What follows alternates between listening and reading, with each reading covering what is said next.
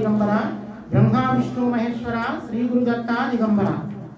మనము దత్తాత్రేయ స్వామి వారి షోడశ అవతారాలు 16 అవతారాల గురించి మనం చెప్పుకుంటూ వస్తున్నాము. ప్రతిరోజు రోజు విడిచి రోజు ఏదో రకంగా ఇప్పటి వరకు మనము 13 అవతారాలు చెప్పుకున్నాము. నిన్నటి రోజు శివరూప దత్త, నిన్న శివస్వరూపంతో వచ్చారు స్వామివారు.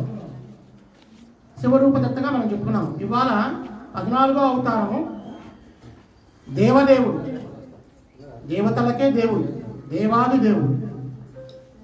ఈ దేవాది దేవుడు దేవతల చేత పూజించబడేటువంటి మహా పరమాత్ముడు దత్తాత్రేయ స్వామి ఇవాళ విష్ణు స్వరూపంగా వస్తాడు. సో కాబట్టి నేను దత్తాత్రేయ స్వామి వారిలో ఉన్నటువంటి విష్ణుతత్వాన్ని మీకు నాకు చేతనైనంత వరకు నేను చెప్పడానికి ప్రయత్నం చేస్తాను.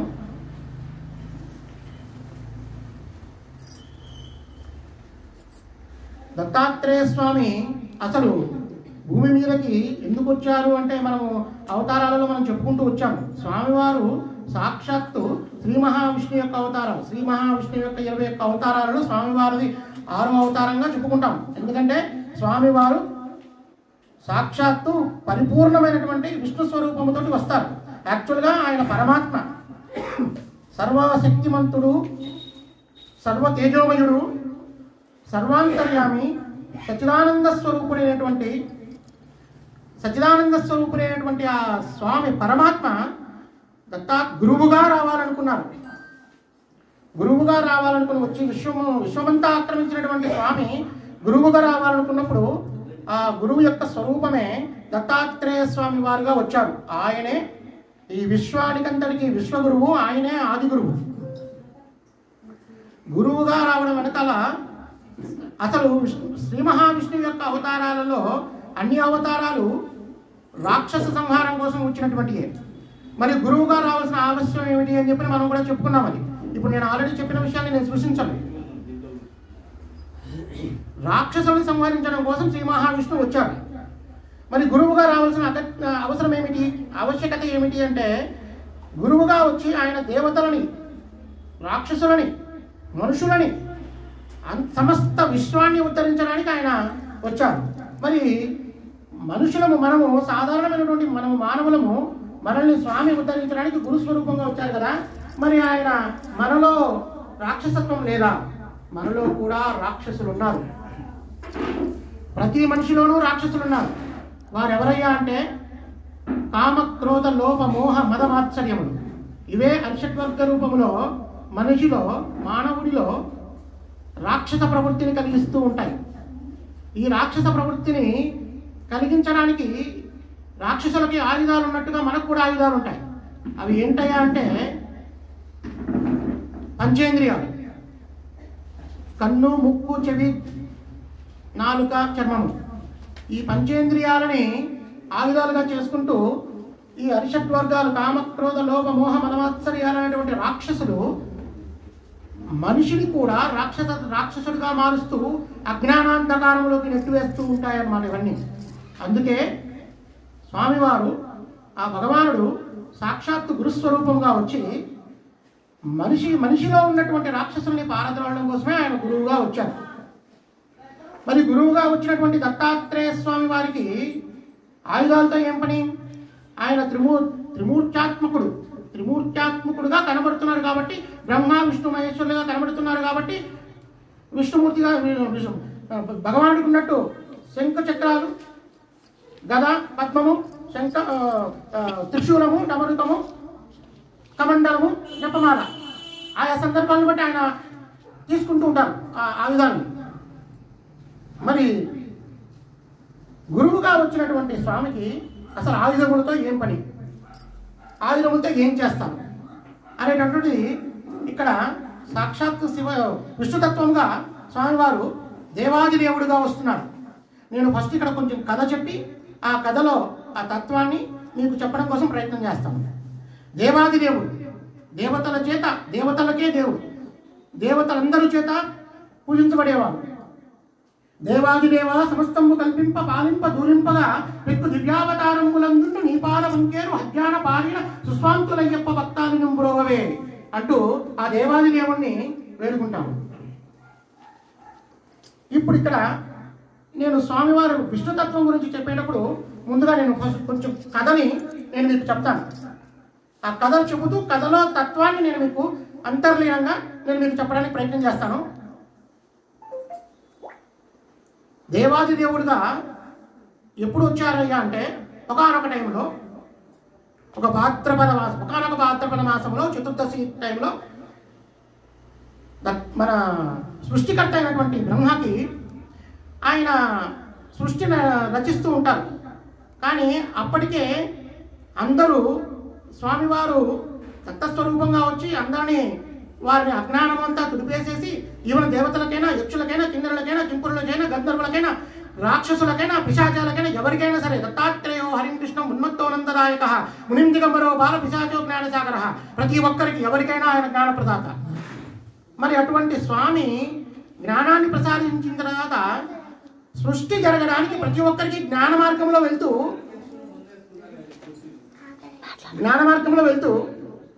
సృష్టి రచన జరగడానికి ఆయనకి అడ్డంకిగా ఏర్పడింది. ఏ విధంగా సృష్టి రచనకి అడ్డంకిగా ఏర్పడిందయ్యా అంటే ఎవరు స్త్రీ పురుషులు ఎవరు వారి వారి సంసారాన్ని చెయ్యకుండా స్త్రీ పురుషుల సంగమం ద్వారానే కదా సృష్టి నడిచేది. స్త్రీ పురుషుల ద్వారానే సృష్టి నడుస్తూ ఉంటుంది. సృష్టి నడవాలి అంటే స్త్రీ పురుషులు సహకారం అవసరం. అందుకే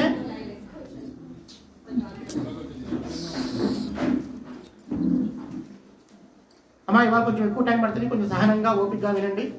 ఒకవేళ మీకు ఇబ్బంది అనిపిస్తే ఓపిక స్వామివారి చిత్తం పైన మనసు లగ్నం చేయలేకపోతే ఎవరికైనా పని ఉంటే మీకు ఆ విష్ణు స్వరూపాన్ని మీకు మీ ముందు నేను తీసుకురావడానికి ప్రయత్నం చేస్తున్నాను. దయచేసి స్వామివారి పైన చిత్తం ఉంచండి.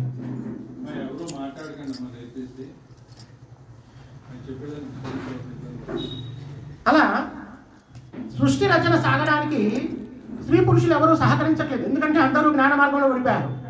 సృష్టి రచన జరిగితేనే సృష్టి జరుగుతూ ఉంటేనే ఆయా భూమండలం పైన వారి వారి కర్మలు వారి వారి యొక్క జీవన స్థితిగతులన్నీ నడుస్తూ ఉంటాయి. అందరూ జ్ఞాన మార్గంలోకి వెళ్ళిపోతున్న టైంలో అప్పుడు అసలు స్వామివారు ఎలా, అందుకే స్త్రీ పురుషుల్ని స్వామివారు బ్రహ్మగారు సృష్టి రచనకి ఎంచుకున్నారు. అందులో ముఖ్యముగా స్త్రీ రూపము సాక్షాత్తు బ్రహ్మగారు ఆయన సృష్టి రచన చేయడం కోసము ఆ స్త్రీమూర్తిని తన యొక్క శరీరముని సృష్టి రచన క్షేత్రముగా ఆయన ఉపయోగించుకుంటారనమాట.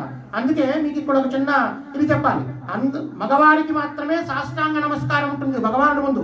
ఆడవారికి భగవానుడి ముందు సాష్టాంగ నమస్కారం అవసరం లేదు. ఎందుకు అంటే అది యొక్క బ్రహ్మగారి వరము. ఎందుకంటే సృష్టి రచన జరగడానికి స్త్రీమూర్తిలో ఉన్నటువంటి కటిభాగం కింద ఉన్నటువంటి మర్మాయవావులు, పైన ఉన్నటువంటి హృదయస్థానంలో ఉన్నటువంటిది సృష్టి పరిపాలనకు బ్రహ్మగారికి సృష్టి రచనకి స్త్రీ శరీరము ఆయనకి దోహదపడుతుంది. కాబట్టి స్వామివారు స్త్రీలకి నాకు సృష్టి రచన చేయడానికే మీరు ఉపయోగపడుతున్నారు కాబట్టి, మీరు లేనిదే నేను సృష్టి రచన చేయలేను కాబట్టి నేను మీకు ఒక వరం ఇస్తున్నాను. మీరు ఎప్పుడూ భగవానుడి ముందు సాష్టాంగ నమస్కారం చేయాల్సిన అవసరం లేదు. నా సృష్టి రచనకు ఉపయోగపడుతున్నటువంటి మీ యొక్క అద్భుతమైనటువంటి అవయవాలను నా ముందు మీరు మోకరించాల్సిన అవసరం లేదు. మీరు మీరు వంగి నమస్కారం చేస్తే మీకు సాష్టాంగ నమస్కారం చేసినటువంటి ఫలితం మీకు ఇచ్చేస్తున్నానని చెప్పి బ్రహ్మగారి వరం. అందుకే స్త్రీలు భగవానుడి ముందు కంప్లీట్గా సాష్టాంగ నమస్కారం చేయరు. అలా సృష్టి రచనకి ఆయనకు చేయడానికి ఇబ్బందిగా ఏర్పడుతున్న టైంలో ఇట్లయితే కుదరదయ్యా, అందరూ జ్ఞాన మార్గంలో ఉన్నారు, నేను సృష్టి రచన చేయాలి అని చెప్పనుకొని స్వామివారు మనుషులలో కొంచెం వారిలో అరిషట్ వర్గాన్ని కొంచెం ప్రేరేపించాలి. అంటే జ్ఞాన మార్గంలో ఉన్న వాళ్ళని సంసార మార్గంలోకి చేయాలి అంటే వారిలో కొంచెం అవిద్యని వాళ్ళకి కొంచెం ఇంజెక్ట్ చేయాలి.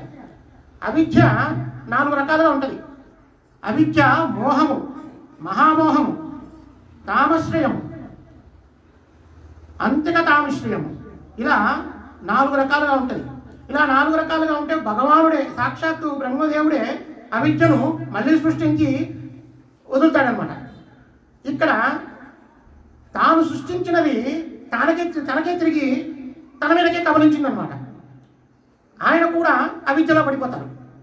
అవిద్యలో పడిపోయి ఆయన కూడా అసలు నేనెవరు అనేటువంటిది మర్చిపోతారు. ఆయన నేనెవరు, ఈ వేదాన్ని, ఆయన వేదం మర్చిపోతారు, సృష్టి మర్చిపోతారు, వేదం అన్నీ మర్చిపోతారు. అన్నీ మర్చిపోయేసి ఆయన ఒక చింతాక్రాంతులవుతారు. చింతాక్రాంతులైతే మామూలు మానవుడిలాగా ఆయన కూడా చింతాక్రాంతులవుతూ ఇదేంటి, ఈ పరిస్థితి ఏంటి, నేను ఈ విధంగా లోనయ్యాను, అసలు నేను ఎవరిని ఏంటి అని మళ్ళీ ఆయన కనుక్కోవడం, అసలు తనెవరో తెలుసుకోవడం కోసం ఆయన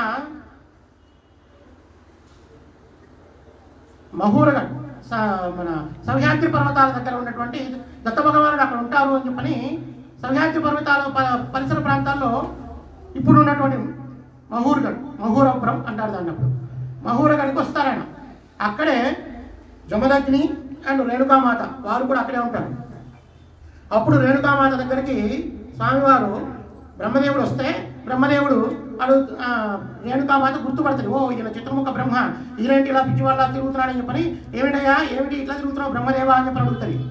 అడిగితే ఓహో నేను బ్రహ్మనమ్మ, నాకు చాలా కృతజ్ఞతలు తల్లి, నన్ను బ్రహ్మదేవుడు అని చెప్పి గుర్తు చేశావు, కానీ నేను ఇదిగో ఈ విధంగా సృష్టి రచన చేయడం కోసం అవిద్యను సృష్టించేసరికి నేనే మర్చిపోయానని, ఇప్పుడు నా పరిస్థితి ఏంటో అర్థం కావట్లేదు, నాకు వేదం గుర్తు రావట్లేదు, నాకు శూన్యమైపోయాను, నా పరిస్థితి ఏంటి అని చెప్పని స్వామివారు రేణుకామాతని వేడుకుంటే, సహ్యాద్రి పర్వతం పైన ఉన్న దత్తాత్రేయ స్వామి వారు ఉన్నారు, దత్తాత్రేయ స్వామి వారి దగ్గరికి మీరు వెళ్ళండి, అప్పుడు ఆయనే మీకు జ్ఞానబోధ చేస్తారు అని చెప్పని రేణుకామాత బ్రహ్మదేవుని దత్తాత్రేయ స్వామి వారి దగ్గరికి పంపిస్తుంది. దత్తాత్రేయ స్వామి వారి దగ్గరికి ఈయన వెళితే అప్పుడు బ్రహ్మ రా అని చెప్పంటే, అప్పుడు స్వామి నేను బ్రహ్మనే, కానీ నేను సృష్టి రచన చేయలేక నాకు వేదములు మర్చిపోయాను, నా దగ్గర వేదములు కూడా వెళ్ళిపోయినాయి. ఒకప్పుడు వేదములు సోమకుడు అనేటువంటి రాక్షసుడు బ్రహ్మ దగ్గర నుంచి వేదములని తస్కరిస్తే వాటిని శ్రీ మహావిష్ణువు మత్స్యావతారం ఎత్తి ఆ పాతాళంలో దక్కున్నటువంటి రాక్షసుని చంపి వేదములు తీసుకొచ్చి స్వామి బ్రహ్మదేవుడికి మళ్ళీ ఇచ్చి మళ్ళీ వేద ప్రదాతగా నిలిచి బ్రహ్మ చేత మళ్ళీ సృష్టి రచన చేయించడానికి అప్పుడు సహాయపడ్డారు. అలాగే మళ్ళీ అదే ఇప్పుడు పునరావృతమైంది. నా వేదములన్నీ పోయినాయి, నాకు వేదములు ఈయన ఎప్పుడైతే అన్నీ మర్చిపోయాడో వేదములు మాయమైపోయినాయి. ఇక్కడ గుర్తుపెట్టుకోండి, వేదములు మాయమైపోయినాయి ఈ పదం ఉపయోగిస్తున్నాను, దీనికి కాసేపు నాకు విశ్లేషణ ఇస్తా. వేదములు మాయమైపోయినాయి. అప్పుడు దత్తాత్రేయ స్వామి వారి దగ్గరికి బ్రహ్మదేవుడు వస్తే, స్వామి నన్ను కరుణించు, కటాక్షించు, ఈ విధంగా నాకు జ్ఞానం అని చెప్పని మళ్ళీ అడిగితే, అప్పుడు స్వామివారు బ్రహ్మదేవుడికి మళ్ళీ జ్ఞానాన్ని ఇచ్చి ఇప్పుడు ఆయనకి వేదాలను తిరిగి ఆయనకి ఇవ్వాలి. వేదాలని ఆయనకి తిరిగి ఇవ్వాలంటే అప్పుడు మళ్ళీ స్వామివారు ఎలా కనబడ్డారా అంటే దేవాదిదేవుడు, ఆయనే బ్రహ్మకి జ్ఞానాన్ని మళ్ళీ తిరిగి బోధించి మాయమైపోయినటువంటి ఆ వేదాలని మళ్ళీ తిరిగి బ్రహ్మకి అప్పచెప్పి ఆయనకి జ్ఞాన మార్గంలోకి చేయడానికి వచ్చినటువంటి రూపమే దేవాదిదేవుడు. అప్పుడు ఆ దేవాదిదేవుడు అమ్మవారితో పాటు కలిపి శ్రీ మహావిష్ణువు రూపంలో సాక్షాత్కరిస్తారు. విష్ణుతత్వంతో దత్తాత్రేయ స్వామి సాక్షాత్కరిస్తారు బ్రహ్మదేవుడికి. ఆ విష్ణుమూర్తి పక్కనే అనఘాలక్ష్మీదేవి కూడా, అనఘాలక్ష్మి సమేత శ్రీ మహావిష్ణువు దేవాదిదేవుడుగా బ్రహ్మదేవుడికి ప్రత్యక్షమవుతారు. అప్పుడే ఆయన ఎలా ప్రత్యక్షమయ్యారంటే, ఆయన చేతులు సశంఖ చక్రం శకిరీటి కుండలం సపీతి వస్త్రం సరసీరు హేక్షణం సహార వక్షస్థల శోభికౌస్తుభం నమామి విష్ణుం శిరసాచితుర్భుజం అన్నట్టుగా స్వామివారు తెల్లని తేజోమయ కాంతితోటి శంఖచక్ర గదాలతోటి ఆయన ప్రత్యక్షమై జ్ఞానబోధ చేస్తారు. అప్పుడు అనఘామాతని ప్రతి పక్కన ఉన్నటువంటి అనఘామాతని కోరుతారు, ఆ వేదాలు ఏవైతే ఉన్నాయో ఆ వేదాలని బ్రహ్మగారికి ఇచ్చేసి అని చెప్పని. అనఘామాతనే శ్రీ మహావిష్ణువు ఎందుకు అడిగారయ్యా అంటే, అనఘామాత ఎవరో మీకు మనం చెప్పుకున్నాం మొన్న మాయాయుక్త అవధూతలు. స్వామివారి యొక్క సృష్టి, స్వామివారి చేత సృష్టించబడినటువంటి మాయా యోగమాయే అనఘామాత. అందువలన స్వామివారు దత్తాత్రేయ స్వామివారు ఎక్కడెక్కడ ఉంటే అనఘామాత అక్కడ ఉంటారు. ఎందుకంటే ఆయన మాయని సృష్టించబడిన వారు. మాయ ఆయనతో అనుసరిస్తూ ఉంటుంది. అందుకే దత్తాత్రేయ స్వామి ఎప్పుడు ఆయన ఎప్పుడు పరీక్షిస్తుంటాడు మాయ కమ్మేసి. ఇక్కడ బ్రహ్మదేవుడికి కూడా మాయ కమ్మింది. అంటే ఆయనలో ఉన్నటువంటి అవిద్య తోడైంది, జ్ఞానం పోయింది, అవిద్య వచ్చింది. ఆయనలో కూడా మోహము, ఆయనలో కూడా మాత్సర్యము, ఆయనలో కూడా మనము, ఆయనలో కూడా క్రోధము, ఆయనలో కూడా కామము అన్నీ ప్రజ్వరిల్లిపోయింది మాయ వల్ల. అందుకే స్వామివారు అనగామాతని ఆ వేదములు ప్రసాదించు మళ్ళీ తిరిగి బ్రహ్మగారికి అంటారు. ఎందుకు అంటే వేదములు ప్రసాదించు అంటే నీ మాయను తీసేసేయి, బ్రహ్మగారి మీద నువ్వు చేసినటువంటి మాయను తీసేసి ఆయనకి మళ్ళీ తిరిగి యథా జ్ఞాన రూపాన్ని ఆయనకు ప్రసాదించి ఆయనకి వేదములను ప్రసాదించుము అని చెప్పని పక్కన ఉన్నటువంటి అనఘామాత అనఘాలక్ష్మికి చెప్తారనమాట. అందుకే మాయ, అనఘామాత అంటేనే మాయ. అందుకే మళ్ళీ తిరిగి అనఘామాతే మళ్ళీ ప్రసాదిస్తుంది ఇక్కడ వేదాన్ని ప్రసాదించినప్పుడు మళ్ళీ తిరిగి బ్రహ్మ తనకి జ్ఞానోదయమయ్యి తన సృష్టి రచన చేయడానికి వెళ్తారు. ఇక్కడ విష్ణుతత్వంతో వచ్చాడు. మరి ఇక్కడ దేవాదిదేవుడిగా వచ్చి బ్రహ్మకే ఆయన జ్ఞానబోధ చేశారు. మరి ఆయన విష్ణుతత్వంతో వచ్చారు. మరి అదే దత్తాత్రేయ స్వామిలో విష్ణుతత్వం ఉంది, శివతత్వం ఉంది, బ్రహ్మతత్వం ఉంది. ఆయన అజ్ఞానాన్ని నశింపజేసి జ్ఞానాన్ని సృష్టిస్తాడు. కాబట్టి ఆయన బ్రహ్మ ఆ సృష్టించబడినటువంటి జ్ఞానము దాన్ని ఎల్లకాలము మనలో ఉండేటట్టుగా చేసేవాడు కాబట్టి స్థితికారుడు కాబట్టి విష్ణువు ఎప్పుడైతే అజ్ఞానము మళ్ళీ అటాక్ చేసి ఆ జ్ఞానము లేకుండా జ్ఞానాన్ని ఓవర్లాప్ చేస్తుంటే అప్పుడు మళ్ళీ పరమేశ్వరుడిగా వచ్చి లయం చేస్తూ ఉంటాడని చెప్పి మనం చెప్పుకున్నాము. ఇక్కడ స్వామివారు విష్ణు స్వరూపంగా వచ్చినప్పుడు ఆయన శంఖ చక్రములతోటి వచ్చారు. మరి బాగానే ఉందయ్యా, స్వామి దత్తాత్రేయ స్వామి వారు విష్ణుతత్వంతో వచ్చారు. మరి కేవలం విష్ణుతత్వంతో వచ్చి బ్రహ్మగారికి ఇచ్చారు. మరి మానవులకు కూడా త్రిమూర్త్యాత్మకంగా మూడు తలలతోటి కనబడుతున్నారు కదా, అసలు ఎందుకు దత్తాత్రేయ స్వామి వారికి అసలు ఆయుధములతో ఏం పని? గురువుగా వచ్చినటువంటి స్వామికి పరమాత్మకి ఆయుధములతో ఏం పని అంటే, మీకు ఇక్కడ విష్ణుతత్వం కాబట్టి మీకు శంఖము గురించి చెప్తాను. శంఖము చక్రము ఈ రెండింటి గురించి చెప్తాను. శంఖము అంటే దుఃఖనాశిని. శంఖము మామూలుగా విష్ణు భగవానుడు శ్రీ మహావిష్ణువు యుద్ధరంగంలో రాక్షసులను సంహరించడానికి శంఖనాదం శంఖము ఊదాడు అంటే ఆ శంఖము నుంచి వచ్చేటువంటి ధ్వని శంఖనాదంతో దాని స్వామివారి యొక్క శంఖాన్ని పాంచజన్యము అంటాము. ఆ శంఖము యొక్క ధ్వనికే ఎన్నో వేల మంది చనిపోతారట యుద్ధరంగంలో. మరి అటువంటిప్పుడు గురువుకి శంఖముతో ఏం పని? గురువు ఏం చంపేయడానికి వచ్చారు ఇక్కడ? గురువు యొక్క పని ఏంటి? అజ్ఞానమును నశింపజేయడం.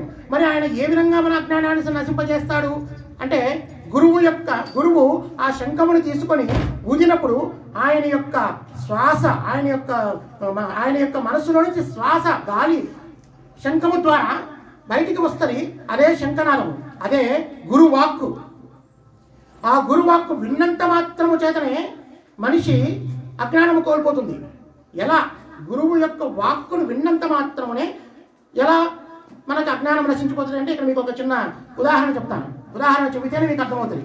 ఒకానొక టైంలో ఒక మహారాజు, మిథునానగమని పరిపాలించేటువంటి ఒక మహారాజు ఉండేవారు. ఆ మహారాజు ఆయన మంచి ధర్మ పరిపాలకుడు, మంచి జిజ్ఞాస ఉన్నటువంటి వ్యక్తి.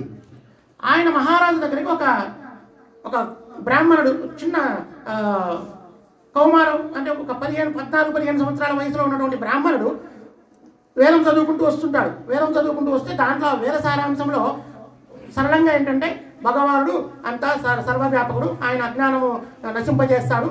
సో భగవానుడు ఈ గురుస్వరూపంలో వచ్చి ఏ విధంగా నశింపజేస్తాడు అంటే, ఒక గుర్రము పైన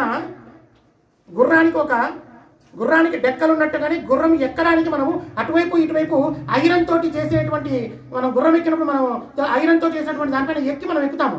దాని రౌకలు అంటారు. ఆ ఒక రౌక పైన కాలు పెట్టి రెండో రౌక పైన కాలు పెట్టి కూర్చునే లోపలే బ్రహ్మజ్ఞానము గురువుగారు అందిస్తారు అని చెప్పని దాని ఆ శ్లోకం యొక్క సారాంశం. అప్పుడు ఆ వ్యక్తిని ఆపి రాజుగారు, ఎలా అందిస్తావు నువ్వు? ఒక రౌకు ఎక్కి మళ్ళీ ఇంకొక రౌకులో కాలు పెట్టే లోపల నాకు బ్రహ్మజ్ఞానం కావాలి, నాకు చెప్పు అంటాడు.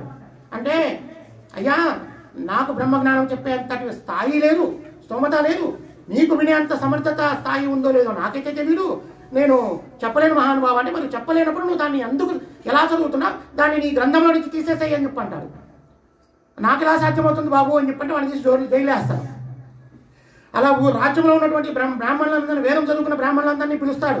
ఒక్కొక్కరిని పిలిచి అది చెప్పమంటాడు. గుర్రపు రావుకి ఎక్కి ఒక రావుకి ఎక్కి ఇంకో రావుకి ఎక్కి కాలు పెట్టే లోపల నాకు బ్రహ్మజ్ఞానం చెప్పమని అంటుంటారు. ఎవరు చెప్పలేకపోతుంటారు. అందరినీ కారాగారంలో వేసేస్తుంటారు. సో అప్పుడు బ్రాహ్మణులందరూ, వేరే బ్రాహ్మణులందరూ జైల్లో పెడుతుంటారు.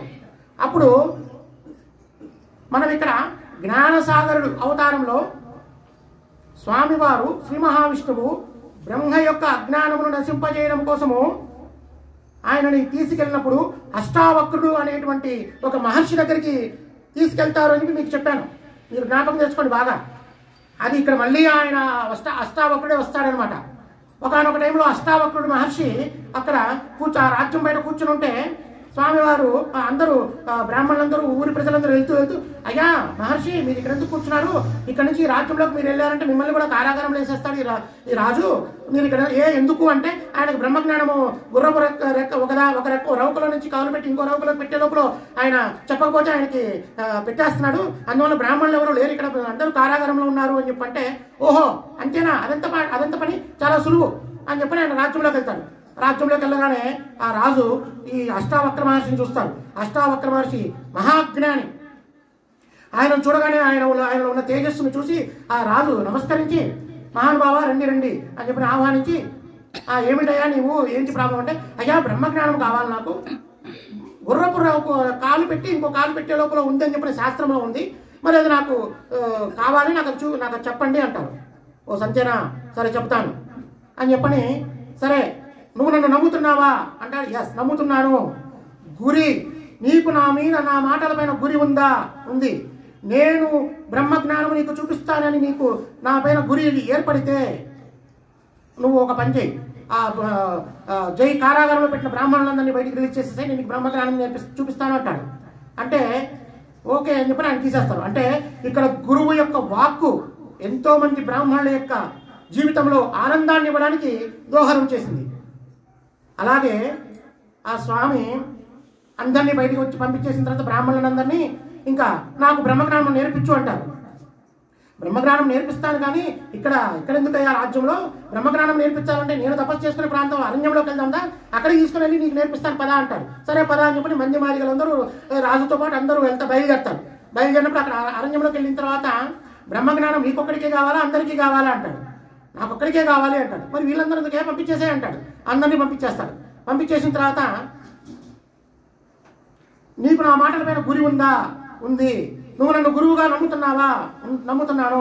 మరి నాకు గురుదక్షిణ ఏమిస్తావు అని అడుగుతాడు. అంటే నా మనోవాక్కాయ కర్మలను నీకు గురుదక్షిణగా సమర్పిస్తున్నాను అని చెప్పి రాజు అంటాడు. అవునా, అయితే నీకు ఇప్పుడే బ్రహ్మజ్ఞానం నేర్పిస్తాను, ఎక్కువ గుర్రం ఒక రౌకు పైన కాలు పెట్టు అంటాడు.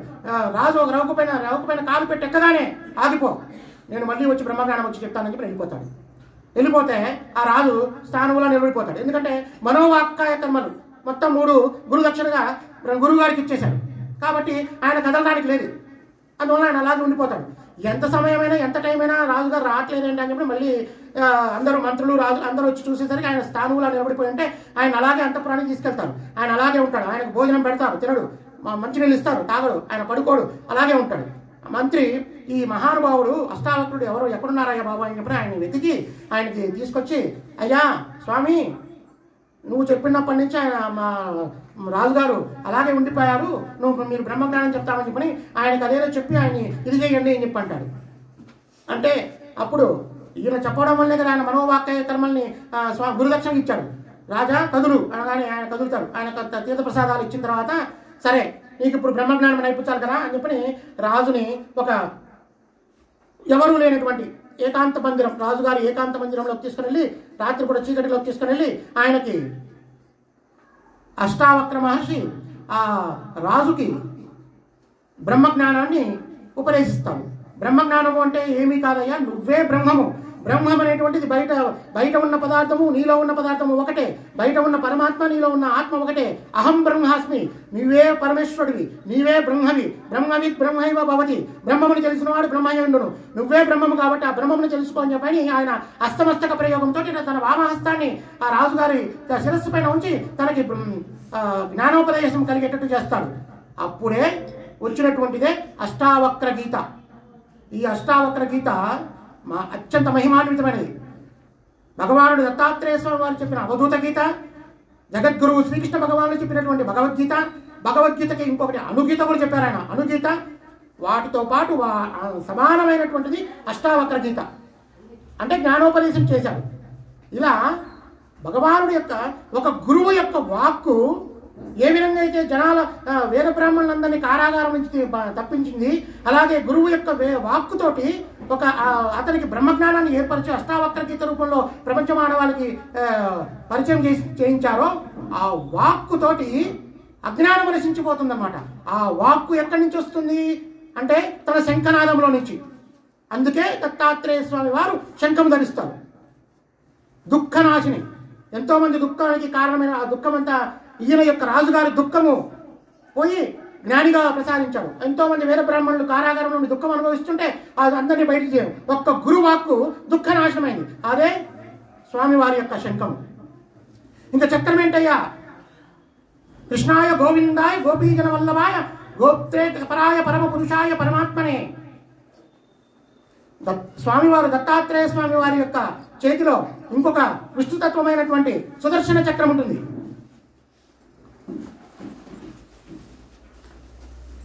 అది ఏంటంటే ఆ సుదర్శన మంత్రాన్ని సుదర్శనము చూడగానే దాని సుదర్శన మంత్రములో చెప్తారు, కృష్ణాయ గోవిందాయ గోపీజన వల్లభాయ గోత్రే పరాయ పరమ పురుషాయ పరమాత్మనే పర కర్మ మంత్ర యంత్ర తంత్ర ఔషధ విష అభిచార అస్త్రశస్త్రాన్ని సంహర సంహర మృత్యోర్పాలయ పాలయ రోగాత్ మోచయ మోచయ ఆయుర్వర్ధయ వర్ధయ దీర్ఘాయుష్మంతుం కురు. ఓం నమో భగవతే మహాసుదర్శనాయ దీప్త్రే జ్వాలాదిగుణ భూషణాయ హుం ఫట్ పరబ్రహ్మణే పరంజ్యోతితే సుదర్శనం. సుదర్శనం గురించి స్తోత్రం అన్నమాట అది.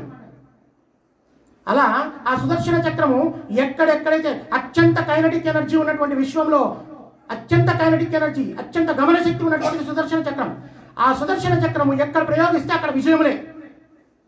మరి ఇక్కడ భక్తులకి తన శిష్యుల పట్ల సుదర్శన చక్రము ఏ విధంగా ఉపయోగపడుతుంది అంటే విజయము ఏ విధంగా ప్రాప్తిస్తుంది? విజయము అంటే అపజయాన్ని తొలగించడం. అపజయము అనేటువంటిది దానికి మూలము నేను చెయ్యలేను, నా వల్ల కాదు, నేను ఈ యుద్ధము గెలవలేను అనేటువంటి పరిస్థితి వచ్చిందంటే అది అపనమ్మకము. అంటే మనిషిలో అపనమ్మకము ఉంటే అపజయము, అపజయాన్ని తొలగించి విజయాన్ని ఇస్తుంది. ఎలా అపనమ్మకాన్ని తొలగిస్తుంది సుదర్శన చక్రము అంటే దీనికి కూడా ఒక చిన్న ఉదాహరణ చెప్తాను. ఈ ఉదాహరణ చెప్పి ఈ వాటితో ఈ విష్ణుతత్వాన్ని నేను ముగిస్తాను. ఒక 5 నిమిషాలు స్వామివారి పైన ధ్యాస ఉంచండి. అపనమ్మకము గురువు యొక్క చేతిలోని సుదర్శన చక్రము అపనమ్మకాన్ని తొలగించి విజయాలను ప్రాప్తించి సుదర్శనం ఏ విధంగా విజయాన్ని కలిగిస్తుంది అనేటువంటి దానికి సింబాలిక్గా మీకు మధుసూదన శాస్త్రి గారు అని చెప్పని ఒక మహానుభావుడు, ఇప్పుడు కాదు చాలా పూర్వం, ఇది రామకృష్ణ పరమహంస గారు. ఆయన పరమహంస, ఆయన కూడా మహాగురువు పరమహంస. సో ఆ రామకృష్ణ పరమహంస గారు వాళ్ళ శిష్యులకి ఉద్బోధిస్తూ ఈ యొక్క ఉపమానాన్ని స్వామివారి ఏ విధంగా అపనమ్మకాలని పోగొట్టి విజయాన్ని కలిగిస్తారనేటువంటి దాన్ని రామకృష్ణ పరమహంస గారు చెప్పినటువంటిది. ఇది ఏమని చెప్పారయ్యా అంటే, గురువు గారు ఒకానొకప్పుడు ఈ శాస్త్రి గారు, ఆయన మహా తేజోవంతుడు, ఆయన మహాజ్ఞాని, ఆయన కూడా మంచి వేదం నేర్చుకున్నవాడు, ఇది అనేటువంటి వాడు. ఆయన శ్రీకృష్ణ భగవానుడు, అదే విష్ణుతత్వము, అదే కృష్ణతత్వము, శ్రీకృష్ణ భగవానుని ఉపాసిస్తాడు. ఉపాసించినప్పుడు ఈయన ఒక గురువు దగ్గరికి వెళ్తాడు.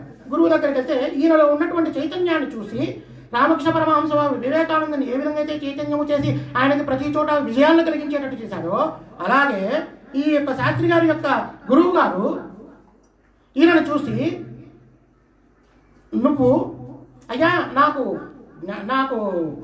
జ్ఞానము మార్గంలోకి పయనించాలంటే నేనేమి చేయాలి అని చెప్పని అని ఆయన అడిగితే, నువ్వు కృష్ణ భక్తుడు కదా, కృష్ణతత్వాన్ని నువ్వు ప్రార్థన చెయ్యి, ఆ కృష్ణ భగవానునే నువ్వు ఉపాసన చెయ్యి అని చెప్పని చెబితే నువ్వు ఉపాసన చెయ్యి, అప్పుడు నీలో జ్ఞాన మార్గం వస్తుంది, అప్పుడు నువ్వు జ్ఞానిగా తయారవుతావు అని చెప్పి గురువు గారు ఉద్బోధిస్తాడు. అప్పుడు ఈ శాస్త్రి గారు చాలా కాలము కృష్ణ అంటే ఇంకా కృష్ణతత్వాన్ని ఉపాసన చేస్తూ ఇంకా తీవ్రమైన ధ్యానంలో ఉంటారనమాట. ఆయన ధ్యానంలో ఉన్నప్పుడు ఆయన అనేక సంవత్సరాలు చేస్తూ ఉంటారు. అనేక సంవత్సరాలు చేస్తూ ఉన్న తర్వాత కూడా ఆయన కొంతకాలానికి, నేను ఇంతకాలం చేశాను అయినా నాకు స్వామివారు సాక్షాత్కరించట్లేదు, నాకు కృష్ణ పరమాత్మ నాకు కనబడట్లేదు, నాకు అసలు ఎంతకాలం చేసినా ఏమీ లేదు అని చెప్పని ఆయన ఆపేస్తాడు. ఆ ఉపాసన ఆపేసి ఇంకా నాకు ఈయన కనబట్టు, నేను ఇంత చేసి వేస్ట్ అని చెప్పని ఉపాసన ఆపేసేసి ఆయన వెళ్ళిపోతుంటాడు. వెళ్ళిపోయేసి ఇక ఊర్లు పట్టుకొని తిరుగుతూ ఉంటే ఒకనొక టైంలో ఆయన యొక్క చెప్పు తెగిపోతుంది. తెగిపోతే ఆయన చెప్పు కుట్టించుకోవడానికి చెప్పుల వాడి దగ్గరికి వెళ్తాడు. చెప్పుల వాడి దగ్గరికి వెళ్తే చెప్పుల వాడు, అయ్యా నాకు చెప్పు కుట్టు అని చెప్పి అంటాడు. అంటే ఓకే కుడతాను అని చెప్పి అక్కడ పెట్టు అని చెప్పి ఆ చెప్పుల వాడు తన పక్కన ఉన్నటువంటి తాంబూలం డబ్బాలో నుంచి తమలపాకు, వక్క, సున్నము అన్ని మెల్లగా తీసుకుని తాంబూలం వేసుకుంటాడు. వేసుకుంటూ ఉంటే ఈ శాస్త్రి గారికి కోపం వస్తుంది.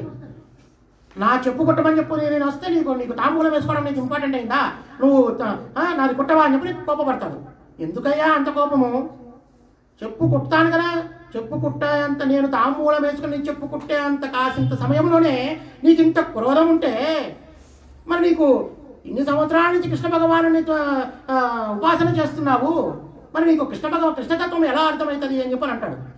ఇదేంటి నేను చేస్తున్న విషయం ఎవరికీ తెలియదు, ఈ చెప్పులు కుట్టేవాడికి ఎలా తెలిసింది అని చెప్పని, అయ్యా నీకు ఎలా తెలిసింది అని చెప్పంటే నాకు భూత వశీకరణ విద్య అని చెప్పి మాకు గురువు గారు చెప్పారులే, దానివల్ల ఎదుటి నా దగ్గరికి ఏ వ్యక్తులు వచ్చినా కూడా వచ్చినా కూడా నేను వారి మనసులో ఉన్నటువంటి నేను గ్రహించేస్తాను అని చెప్పంటే, ఓహో ఇదేదో బాగుండే, నాకు కూడా ఆ భూత వశీకరణ విద్య నాకు నేర్పించు, నేను కూడా ఒక 6 నెలలు నేను నేర్చుకుంటాను, నాకు ఈ కృష్ణతత్వంతో నాకు ఉపయోగం లేదు అని చెప్పారంటే, సరే చేసుకోపో అని చెప్పని ఆ చెప్పులు కుట్టేవాడు ఒక మంత్రం చెప్తాడు. మంత్రం చెప్తే ఆయన అక్కడికి పోతాడు. వెళ్ళేసి మళ్ళీ కూర్చొని మళ్ళీ ఆ మంత్రాన్ని ఉపాసన చేస్తూ ఉంటాడు. ఉపాసన చేస్తుంటే 6 నెలలు చేస్తాడు, సంవత్సరం చేస్తాడు. ఆయనకి ఏమి ఆయన ముందు ఏ భూతములు రావట్లేదు. ఆయన ఎవరి మనసులో ఉన్నటువంటి విషయాలను సంగ్రహించడానికి ఆయనకి తెలియట్లేదు. మళ్ళీ ఆయనకి కోపం వస్తుంది. అంటే ఇక్కడ క్రోధము గుర్తుపెట్టుకోండి. మళ్ళీ ఆయన కోపం వస్తుంది. మళ్ళీ వెళ్తాడు. ఏం చెప్పావయ్యా, నీకు 6 నెలలు వచ్చిందో, నాకు సంవత్సరం నుంచి నేను చేస్తున్నాను, సంవత్సరం నుంచి చేస్తుంటే నాకు ఇంతవరకు నాకు కలగట్లేదు, నాకు ఈ వశీకరణ మాత్రం తప్పు చెప్పావు అంటాడు. అంటే మహానుభావ, నువ్వు ఇన్ని సంవత్సరాలు కృష్ణ భగవాను నువ్వు ఉపాసన చేస్తున్నావు, ఆ కృష్ణ భగవానుడి చైతన్యము నీలో ఉంది, నీలో ఉన్న ఆ చైతన్యము, నీలో ఉన్నటువంటి ఆ శక్తిని, ఆ భగవానుడి యొక్క శక్తి స్వరూపాన్ని చూసి ఏ భూతములు ఏ పంచము నీ దగ్గరికి రావట్లేదు, నీ దరిదాపులు కూడా రావడానికి భయపడిపోతున్నాయి, అందుకే నిన్ను ఇది చేయట్లేదయ్యా, అందుకే నీకు ఈ మంత్రం పనిచేయట్లేదు, కాబట్టి నీలో ఉన్న శక్తిని నువ్వు తెలుసుకోలేకపోతున్నావు, నువ్వు భగవానుడు ఇచ్చినటువంటి దాన్ని నువ్వు ఉపాసన చేయలేదు, నువ్వు అంత కొద్ది కాలం చేస్తేనే నువ్వు ఈ విధంగా నీకు భూతములేవి నీ దగ్గరికి రావట్లేదు, నువ్వు మరి ఇంకెంతకాలం చేస్తే నీకు కృష్ణతత్వం అర్థం కాదా నీకు అని చెప్పి అనేసరికి అప్పుడు ఆయన ఓహో అంటే అక్కడ నమ్మకం, శ్రద్ధ, సాబూరి, 2 నమ్మకము, ఓపిక, ఈ 2 కావాలి. సాయిబాబా గారు అదే చెప్పారు. శ్రీ సాయినాథుడు శ్రద్ధ, సాబూరి, నమ్మకం ఉండాలి, శ్రద్ధ ఉండాలి, చెప్పిన గురువు పట్ల, గురువు వాక్యము పట్ల శ్రద్ధ ఉండాలి, చేయడానికి నమ్మకం ఉండాలి, చేయడానికి నీకు ఓపిక ఉండాలి.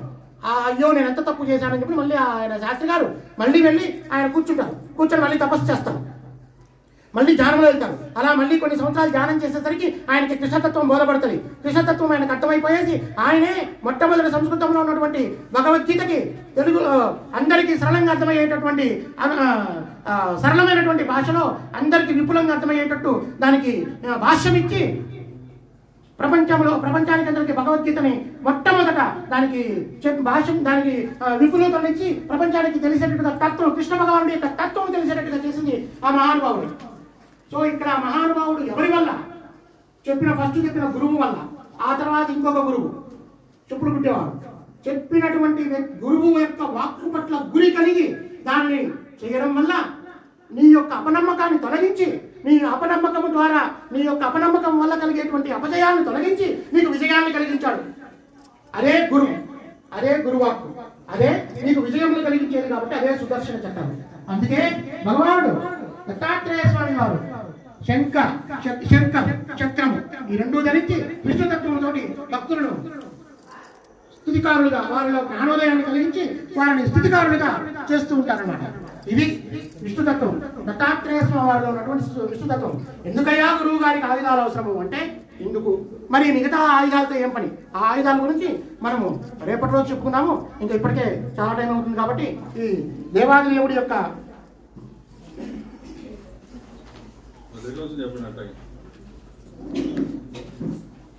చెప్తాను. ఈ దేవాది దేవుడి యొక్క 14వ అవతారం దేవాది దేవుడిని ఉపాసన చేయడానికి ఉపాసన మంత్రం ఏంటంటే సర్వాపరాధ నాశాయ సర్వ పాపహరాయ చ దేవదేవాయ దేవాయ నమోస్తు పరమాత్మనే. సర్వ అపరాధములను సర్వ పాపములను నాశనం చేసి ఆ భగవానుడు దేవాది దేవుడు మనందరినీ రక్షించేటువంటి పరమాత్మకి నమోస్తు అని చెప్పంటూ ఇవాళ దత్తాత్రేయ స్వామి వారి 14వ అవతారము దేవాది దేవుడిగా మనం చెప్పుకున్నాము. రేపటి రోజున 15వ అవతారము దిగంబర దత్తగా మనం చెప్పుకున్నాము. అప్పటి వరకు నా యొక్క ఈ మాటలు, వాక్కులు, అక్షరాలు ఇవన్నీ స్వామివారికి సమర్పించుకుంటూ నేను పలికేటువంటి పలుకులో దత్తాత్రేయ స్వామి వారి నాతో పలికిస్తున్నారని అనుకుంటూ ఈ మిడిమిడి జ్ఞానంతో నేను ఏమైనా తప్పులు క్షమించుకుంటే ఆ స్వామివారిని క్షమించమని కోరుకుంటూ మంగళ నిరాజనములు అర్పించుకుంటూ కరకరణకృతం వా కర్మ వాక్కాయనం వా శ్రవణనయనం వా మానసం వా పరారం విదితం వా సర్వమైత క్షమస్వ జయ కరుణార్థే శ్రీ దత్తాత్రేయ మహారాజ్ రక్షమాం రక్షమాం రక్షమాం. స్వస్తి. జయ గురు దత్త.